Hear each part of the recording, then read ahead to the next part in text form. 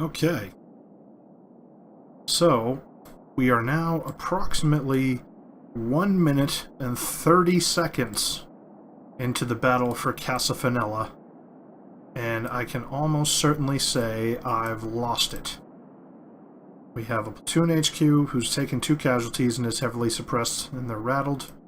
We have a team up here who's shaken with only 2 guys with rifles in it, and we have a team who withdrew from their position all the way back into the house, but because one of their guys was pinned down and stayed next to the wall, I think it was the gunner, the assistant gunner left the house, ran all the way back to his position, and now I've ordered them to come all the way back. That was a bit of a hash. But the point is that we evacuated the upper floor of the building. This upper floor basically turned into a bullet-riddled hell very quickly. I lost 2 guys in it, and their team is now evacuating down to the lower floor, and they will almost certainly evacuate from here afterwards. My team's positioned next to the walls and in this small little building over here have run away, and basically the entire forward line of my defense has now been overrun and is now evacuating as quickly as possible. My heavy machine gun team over here is moving backwards. I did reposition a team up here to help cover this side, but as far as this is concerned, we can draw a couple of conclusions very quickly. First of all, you'll notice that this platoon HQ has called in a linear barrage with the 120mm mortars. He used the target reference point, which means it's going to be arriving very, very, very quickly. Okay, that was called in last turn and now takes effect this turn, so they're currently receiving. However, his radio operator is a casualty, and the commander is a casualty, and the soldier is cowering. It's going to take me a while before I can get that battery put in place. Okay, I did use a slightly better platoon HQ. This is Ulrich. He's back here. He hasn't been fired at, and he hasn't taken any casualties. He is also calling in a 120mm mortar barrage right over here, using the very edge of the target reference point's area of influence as one of the base points to bring it in more quickly. As you can see, the delivery is 3 minutes, as opposed to the normal 120mm time of load. I think it's like 5 minutes or 6 minutes. So the thing is that the moment Blitz the Geek sprung his attack, right? You saw previously when I explained how it had the defenses peeled open and stuff. As soon as Blitz the Geek sprung his attack, I knew it was serious. I could tell just by the amount of forces I saw. We were facing down probably an entire infantry company, maybe more, is, stuck around back here.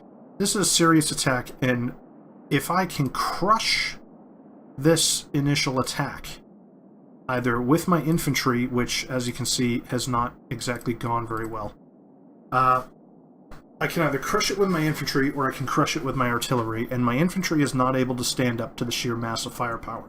So I'm pulling my infantry back, but at the same time, what I'm going to need to do is selectively sacrifice the lives of some of my soldiers. As you can see, this little team right here, I move them into what I consider to be a piece of dead ground, which they could engage enemies in one direction and be safe from fire in another direction. I thought it would work, but you're going to see very quickly that it doesn't work as well as I thought it would.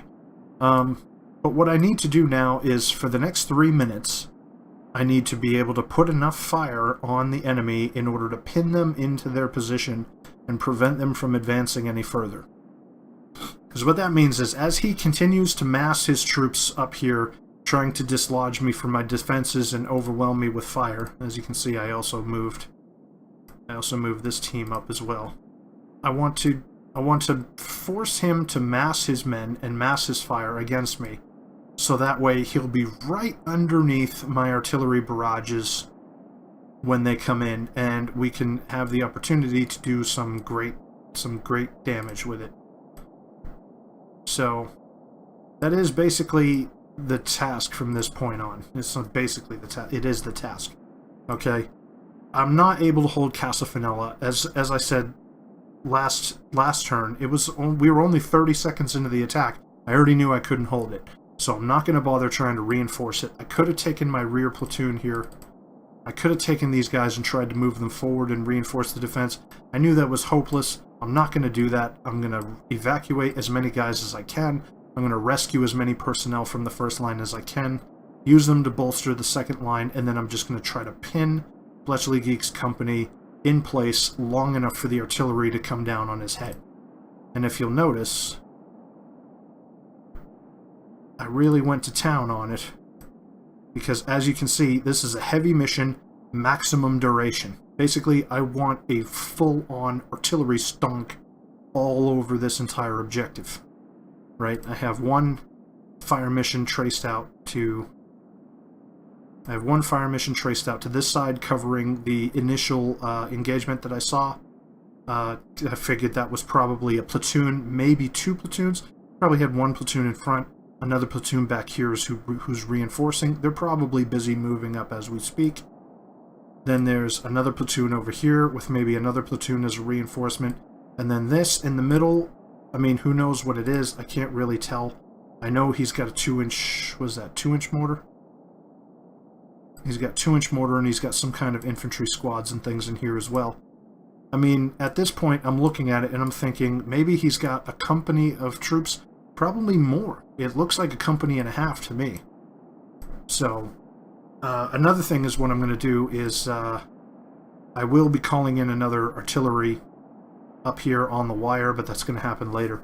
But I wanted to get some artillery in very quickly, and I want to crush his attack as quickly as I can, because if he can push through that zone and move on Casa Riposa, okay, he's going to have 2 objectives in his control, and he's going to have a pathway to come down here to the back of the map, behind the big hilltop ridge over here, and then he can attack Casa Albaneta from the back.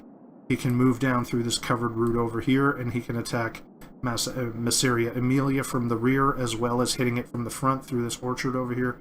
So, I mean, it really, as I notice the scale of the attack and also the terrain that we're fighting on, stopping him at Casa Finella becomes critically important.